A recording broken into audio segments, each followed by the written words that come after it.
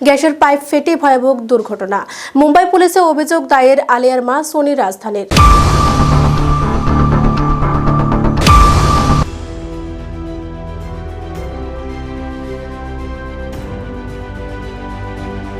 জুহুর AB Nair রোডে গ্যাসের pipeline ফেটে ভয়াবহ দুর্ঘটনা, যার জেরে আগুন লেগে বিধ্বংসী পরিস্থিতির সৃষ্টি হয়েছে সেই এলাকায়।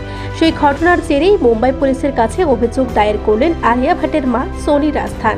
শুধু তাই নয়, পরিস্থিতি বাগিয়ে আনতে মুম্বাই পুরসভাকেও হস্তক্ষেপের আর্জি প্রবীণ অভিনেত্রীর।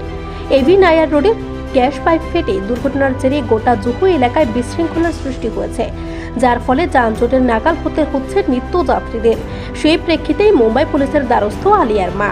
মুম্বাই পুলিশ এবং বিএমসির কাছে সোনি রাজধানীর আর্জি, দয়া করে এলাকা পরিদর্শনের জন্য কাউকে পাঠান, যাতে পরিস্থিতি নিয়ন্ত্রণে আসে। গ্যাসের পাইপলাইন ফাটায় অর্ধেক রাস্তা হাল বিহাল, মেইন রোডের অধিকাংশই ভেঙে গিয়েছে। আগুন লাগার জেরে সব বন্ধ, কেউ জানে না আমাদের সাহায্যের প্রয়োজন।